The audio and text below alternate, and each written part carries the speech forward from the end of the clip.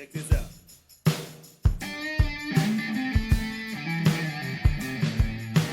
Huh. Huh. Dig it, baby. Oh, yeah. Neville, put down your sticks. Yeah, Put down your baby. sticks. All right, here we are. Episode 3. We're Yes. we're getting ready to Awesome. go again. Hey, I'm Wayne Linder, And I'm Neville Shen. and we drug out of his cave from across the street Lewis Roberts, the man, to help us. We He got is some, the man, yeah, we our got some shop stuff to talk about manager, today. and God, the knowledge in his brain. Yeah. He could keep Yeah. a fleet of 1,000 vehicles running all year. Yeah, for the last 20 years, for every time my phone rings at 2 a.m., it's Lewis. At 2 a.m. It's funny, like, I don't know if the listeners know this, but like at Pioneer Coach, we do this thing where we share phones on the weekend and different management people get the phones.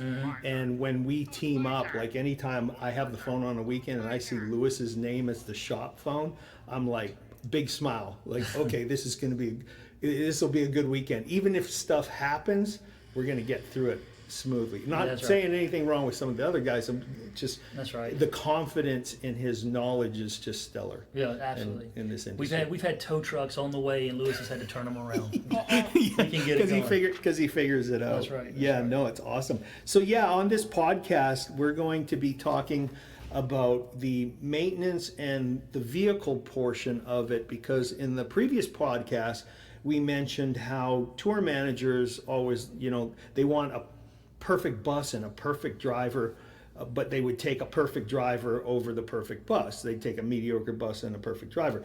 But ultimately, every tour, every client wants the perfect. Both. Yeah, I'm moving my hands Absolutely. again. But so how do we do that? How does a company translate even old coaches or newer coaches into being consistently reliable? Well, I can tell you, Lewis and those guys have a ton of programs. They do deep preventative maintenance programs, and I'll let Lewis explain some of those. Right. I mean, they go bumper to bumper on stuff. Well, yeah, and also keeping tabs of what commonly crops up, and then we're ahead of the curve. Either the buses have those parts on them in part of their part kit, or he's on a spreadsheet, bus hits 350,000 miles, and he knows what usually happens, and we can be ahead of the curve on preventative maintenance on items like that. So the system's great. Yeah, and really. and now preventatively at some point, and I'll let Lewis expound on this later. But Right. we do engines, trans, and differentials. But maybe we should start with Well, I'd like to start with that question. One of our drivers, Tony Kohler, Oh, yeah. sent out a question and wanted to know if we noticed, like, I guess it was 7 years ago or 6 years ago, we went from slip seating and matching drivers to tours to actually assigning drivers coaches.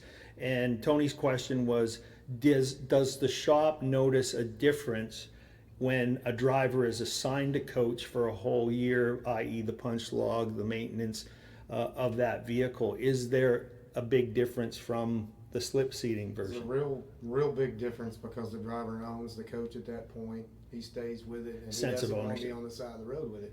Right. So there's a sense of pride in my ride and an ownership. So you find, like, we have 50 coaches, so you're finding that those drivers are being pretty good with the punch log and Punch logs are doing good. What we found out from the slip seating, when a driver knew that he was going to be slip seated or get off another bus, they're not apt to write that bus up, because they're not getting back on it. so they're not as Now, diligent when and they know detailed. they're coming back to that bus, I'm going to have to face this problem, so I want Right. the shop to know about it. Well, I guess that also translates into stuff like, scratches and dings and dents as Yes. well, right? Yes. Because it's like, well, it's your bus.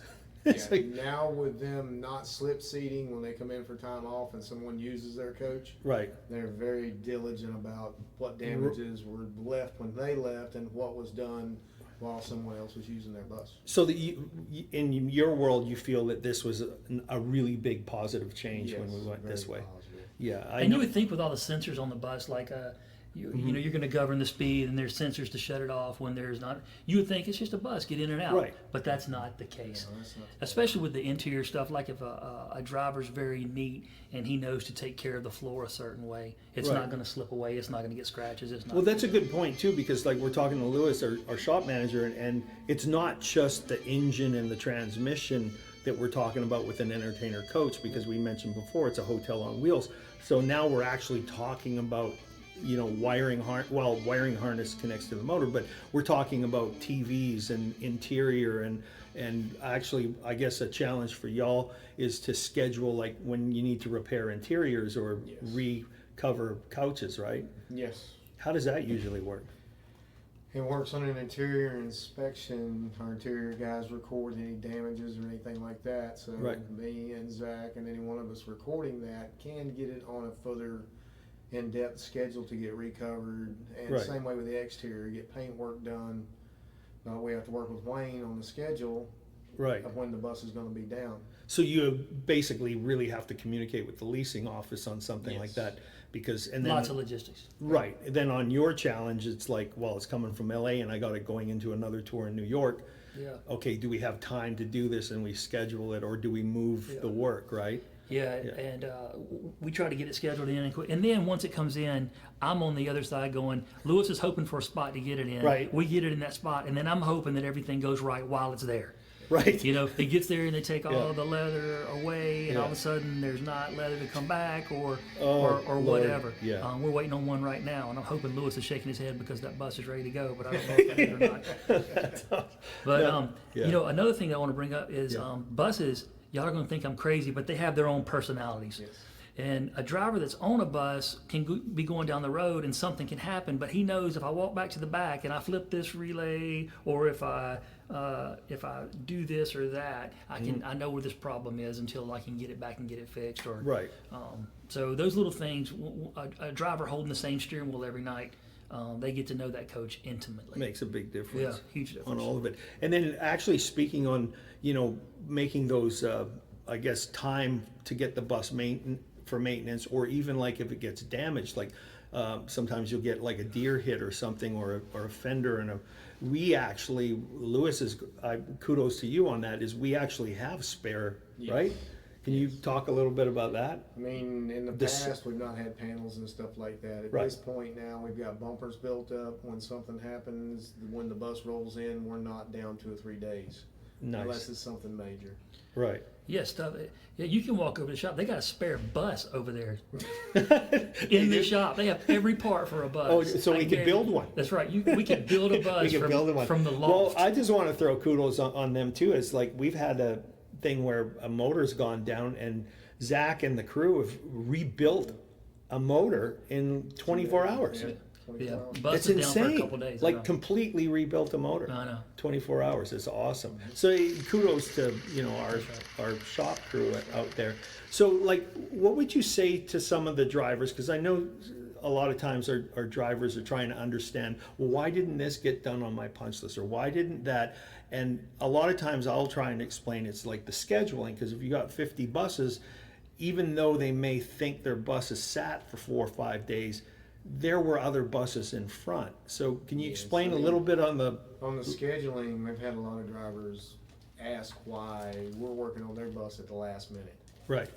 It's not that we're working on their bus at the last minute or pushed it off. It's Mm-hmm. all the buses that have fell in front of them that are actually leaving before them. Right, So, I mean, a lot of times when they walk in, it's like, man, my bus has been here for a week. right, Why has nobody touched it? Well, there's other stuff in front of it right Right. now, and it's just sitting down, looking at the tours, looking at the scheduling, and trying Right. to put that in the spot. If it's major repairs, and even though it's not going out for a week, Mm-hmm. Right. we get those first off. I In get it. case there's parts and stuff needed for them. A lot of times with the drivers updating their punch logs ahead of time, we see them before they ever hit the yard, and they've got Mm. parts there. Nice. I guess that's a good point. How do we make this system better? Because I know sometimes the shop feels like, hey, we didn't get the information. Sometimes drivers feel like, hey, they didn't do anything to the bus. Right. So I guess what we really need to always focus on, is how to be innovative and how to get more accurate information. And Right. maybe we can open that up to suggestions or whatever. But Yeah, send that's- us your suggestions. I mean, at the emails at the end of the podcast. if there's a better way to do punch logs, or a better way to communicate, or we'd like to hear it. man, we'll do a website devoted to bus check-in. Right. Well, because it all boils down to communication, That's but right. but it's not just simple communication; it's concise communication. Yeah. You could have someone saying, you know, hey, front end's acting funny. Okay, great. Like, what do you mean acting funny? Is it telling jokes? I mean, what is the front end doing? So, you know, and that's why, like, a lot of times in with new technology, I've noticed drivers will actually take videos and, Yes. you know, or we've even had clients record things so that because the driver, you know, he's 40 feet away, so he may not hear what's happening down the road. Right. So using, you know, technology and actually taking a video or a picture of something goes a long way. Yeah, I agree. 100%. I mean, I think the biggest thing in the struggles with the punch logs that we're hitting right now, Mm-hmm. I realize these guys been out on 4 and 5 week tours. They're ready to go home for some time off. I get We've that. had troubles with waiting until they're back on the yard and halfway home before they ever update their punch log. Oh, true. Yeah. And we'll have it in the shop, run it through, and turn around, and the punch log gets updated. After we've So- already had it through, so we got to turn around, bring it back in. Right. It's better if we have that upon hitting. So the our end. policy should actually be to the drivers, and maybe we've said this in our weekly emails, need to be like before you, like when you start your deadhead, that's when you should have, or like you did your pre-trip for your deadhead, that's when you should have sent in all this stuff. Take 5-10 minutes to get on Google Docs and send it in. Or right? add it as you learn about it. If you learned about Oh, it, I a like week that ago- idea better. Yeah, I mean, if you're And I that's like why that we better. did it live Yeah. like we did. As they learn, they add it to it on the tour so they don't forget. Yeah. As they're rotating through the tour, you'll Right. forget about stuff. So Pioneer Coach drivers, if you're listening to this, update it as they happen. Because Your punch log. one thing that I want everybody to know that's listening is Live Google Doc. no one at 804 or 805 Madison Industrial Road, no one at Pioneer Coach wants there to be a breakdown. Oh, No never. one. No one wants to overlook it. No one. Everyone. Yeah. I make the joke all the time. You know, if Honda or Toyota made these buses, they'd never break down. Yeah. But they do. Yeah, they And, do, yeah. So we just need to keep working harder and Yeah. being more innovative. And Well, and that's why I just want to add another thing. That's why I told the drivers, and we've said this in previous podcasts, that, you know, drivers, I always want you to be the good cop. And that means even with the shop, you need to be tactful and nice and kind, and let me be the bad cop. Let Wayne, let Doug Oliver, let Lewis be the bad cop. Like I mentioned in episode 2, it's like, you know, the shop can say, hey, we need a bus replacement. Well, let me call the tour manager, and then let Wayne, and the driver just takes care of the client in a soft and comfortable and a professional manner. yeah, we don't want confrontations. We don't want any driver confrontations at all. If we can. Yeah, That's our goal. just be nice. Yeah. And the shop's got your back, and we do too. and we do too. Yeah. We got your 6. Yeah. That's right. So another question I had from Tony Kohler, one of our drivers, was regards to the Hold on, Neville. One second. I wish y'all could see Neville pulling on his beard and how smart he thinks he looks. That's great. Okay, I'm sorry. Come on, man. Hey, come on! I was doing my little serious Neville here. Regards pre-trip inspection and checking lug nuts. Yeah, checking nuts, man. Beard 'cause he has no hair left. And wheels. Yeah, I got nothing to pull. I can just rub the top of my head, That's right. and then I can That's pull right. on my beard. So what he was asking is about the pre-trip checking lug nuts and wheels that have chrome covers and caps on them, and that's actually a good question. And earlier, Lewis actually explained some stuff. So if you could reiterate that: steel wheels, I aluminum. mean, Tony has a good question there. In the past, all you guys that are driving now know that the steel wheels had rust lines on them. Real Yep. easy to tell if they were loose. With the change to aluminum wheels and the different style lug nuts and everything, it's hard to tell. They have to be torqued, right? They have to be torqued, and the guys must rely on the shop. Our equipment and everything is tested all the time. The wheels get torqued, checked, and Right. have to be the security that we're taking care of business. Right. The only thing that I would look for, and we have run into it with these wheels in the past, broken lug nuts and studs. If you notice one gone, then you need to make us aware. Okay, got it. And that would be like taking the cap off, like maybe Yes. at the initial pre-trip when you first come to the yard and you're starting a tour. That might be a good time to pull those chrome covers off and just take a look and inspect. And maybe, you know, if you're on a long tour, maybe 6-7 weeks into it or whatever, sometime pull them off again and just take a peek. But always remember with the DOT regulations and Mm-hmm. everything, if you've got one missing, one broke, Yeah. you're good. 9 is legal with 1 missing. Oh, that's Now, if you get more than that missing, then we need to get something done because something's loose. Yeah, and Right. if you do get one, don't neglect it. Let's get no. it fixed. No, don't yeah. panic. Yeah, Let the show. but you can get to the next. Well, this rolls back into like update your punch log as you You go. go. That's So the right. minute you see that, you put it on your punch log. Anytime you guys Yeah. run into wheels and stuff like that, though, they really Right. need to acknowledge the shop or anything like that to be assured that they can go on, or yes, it needs to be checked. Right, so Yeah. double check or Double take a check. picture of it, like we were talking before with technology. Discount, double check. And then I just want to reiterate too, your pre-trip is so important, and that means your pre-trip at the beginning, during, and at the end is extremely important for safety and for reliability of your coach. So, you know, that's there for a reason. You look after the bus, and the bus is going to look after you. And we got your back, so That's it. communicate. Coming up on Yeah. your 6 o'clock. Welcome if you got 'em.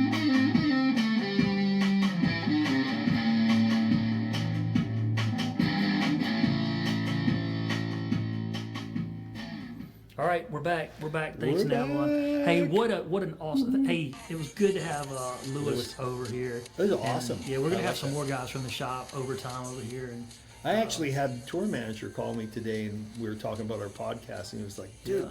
I want to get on that." yeah, we need to. Oh, we will. That'd be good. That'd be Great, good. great guests. Yeah. Hey, I think that you have a question or two about driver stuff, and let's knock it Yeah, out. keep the questions coming in. This is great. We answered some Tony's question, but I actually had this question hit my desk, and it's actually a good one. Basically, what makes a good lead driver or leader, which would be like the lead driver, and what is proper protocols for the road when dealing with multi-bus tours as far as calling the office or going through the lead driver? Great questions. So I'll just start with what makes a good lead driver. And I would have to say a person who has tact, cool under pressure, you know, basically has a motto of kind to all and courtesy to all. If you have those qualities, you know, within your character, you're probably on the road to being a very good lead driver. Also someone who does their homework, you know, and is willing to share directions, or even, you know, as doing those. I've seen drivers actually take up pictures and put little arrows on them, and, you know, make copies, or even digital, just send the picture over to the other drivers and they have them on their phone. And then the other big thing on multi-bus tour or a lead driver, because lead drivers are usually in that point when you're having 4 to 5 buses or more on a tour. And usually when you're in a tour like that, there's trucks, lots of trucks. So one of the other things that makes a good lead driver is someone who communicates with the lead truck driver on a regular Breaker basis in 19. in a courteous manner, and but has a good playing relationship with that lead truck driver, and also knows when to go into the tour manager. And he's basically the buffer between, like, a tour manager, and you know this, Wayne, doesn't want 6-7 guys all coming into the office at different times asking the same question. Yeah. So And that lead driver, first of all, in my opinion, must listen well. oh yes, The- oh yeah, And a lead driver, a good lead driver can listen right away on Mm-hmm. a tour if he's never worked with a tour manager, and understand how that tour manager or how that production manager wants that count to run. Right. They need to listen and understand how the flow should be. Right.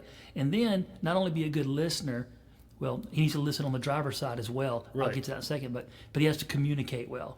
So Right. like if the Concise, tour, clear if the tour communication. says, "Hey, Mr. Lead Driver, I want to see you in the mornings first thing after you get parked up. I'll give you an update."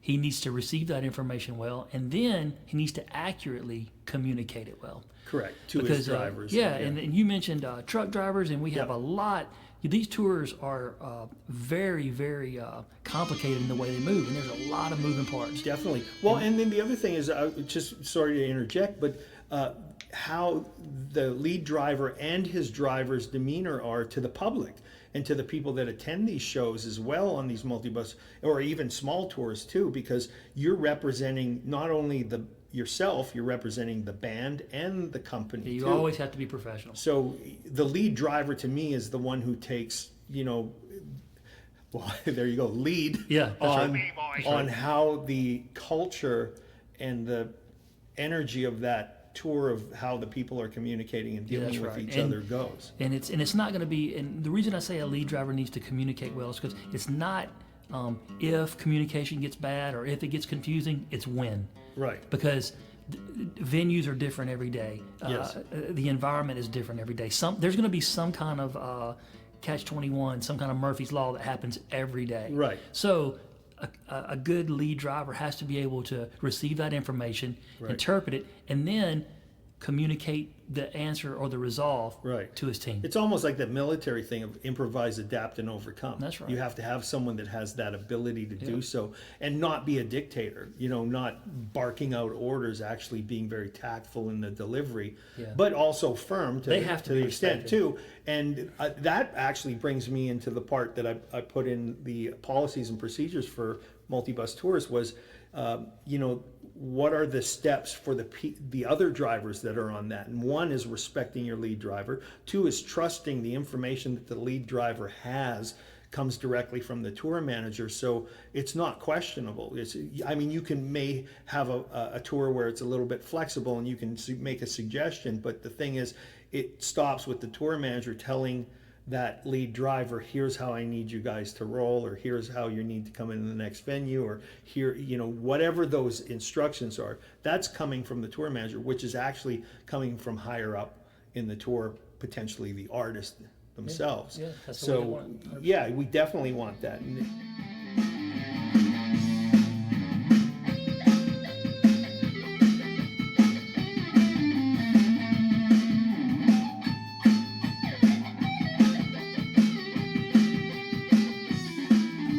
So that leads us into the next question. When should you call the office? Well, the answer to that is for our drivers and for anybody, actually, we have an open door, open phone call. Right. Anytime you need us, we're here. Right. I mean, if you're just arriving and you have an issue, you need to call the shop. Please get on it. Right. If you need.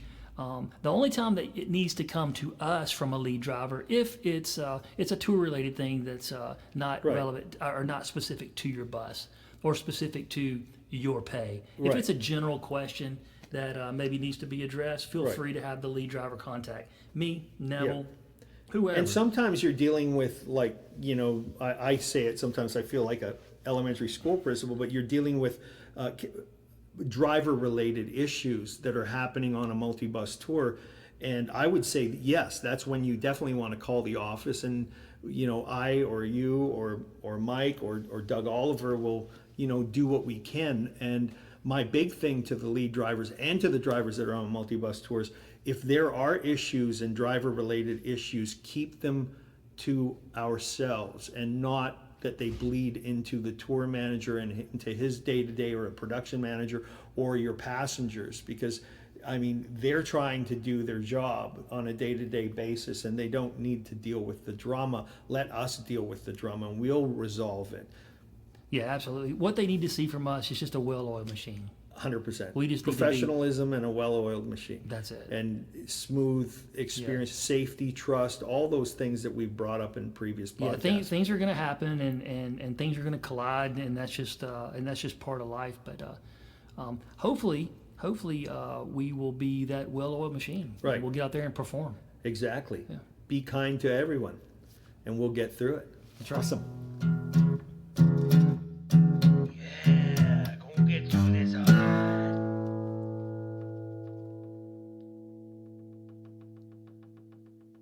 Grandpa's on the rocking chair.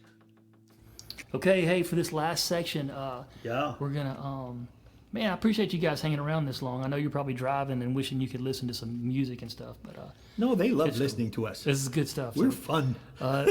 Neville's going to wrap it up here with some safety stuff that he wants to cover. Oh, yeah. And, we always remind you guys not to speed, so don't speed. Yes, definitely, especially with ELDs and the way they're digitally tethered to your engine. And with these front-facing cameras, just, drive to the road conditions and pay attention to the posted speed limits. Which on the safety end leads me to the Smith system. And Most of you professional drivers are probably familiar with Harold Smith, who in 1952 established the Smith System Driver Improvement Institute. It basically was the nation's first professional driver training company, which is pretty impressive. And a lot of the principles that he taught in that are obviously applicable even today. And just a breakdown on like 5 of the points on there is like the aim high in steering, which is looking 15 seconds into your future. Not just in front of the window, but briefly glancing at your side mirrors and in front, and having your eyes moving at all times so that you're aware of everything that's around you. Getting the big picture, and that's part of like moving your eyes, looking for hazards and other motorists or pedestrians, or even especially driving at night like when you guys do, deers, looking out for deer, especially around hunting season, and things in the road, or the gators that blow off of other semis when they blow a tire or something. Just always paying attention to what you're doing. Do not get into a habit of being distracted. Focus. You're a professional. Number 3, which I already mentioned, was keeping your eyes moving. Don't get into the habit of staring. I know sometimes that can happen when you get tired or fatigued and you just start, or especially if you're in Colorado in the winter. And Wayne, I'm sure you've gone through stuff like that where it's like you felt like you were in outer space and the snow's coming down and you got the lights going, and you think you're following the right tire tread Absolutely. on the road. Tunnel vision. Yes, tunnel vision. And then number 4 is basically always leave yourself an out. Thinking ahead, monitor your space cushion and how far you're behind or who's behind you, and giving yourself good space, and always mentally having an out so that you don't put yourself in a precarious position if some other motorist makes a mistake or something. And number 5 is like make sure they see you. Like using your turn signals, your 4-way flashers, your headlights, your high beams, your horn, even if you have to. And the other thing is making contact. I know that I do that even in my Mustang. It's like if I'm coming and someone's I don't know if he's going straight or turning left, I'll make contact, especially riding a motorcycle. You make contact with those people. You send them that little invisible, and so it works though. And then they look at you. Who's this guy staring at me with this beard? Anyway, that kind of stuff. So that's basically the 5 points: is aim high in steering, get the big picture, keep your eyes moving, leave yourself an out, and make sure they see you. And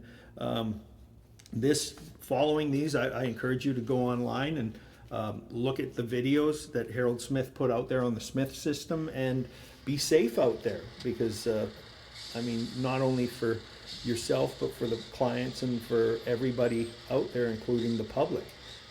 So God bless, guys, and thank you for listening. Send us your questions to Wayne@pioneercoach.com or Neville@pioneercoach.com, and we'll see you on episode 4. That's all we got. Yeah, that's all we got. This has been a Pioneer Coach Presents Rock, Roll, Relax, a podcast.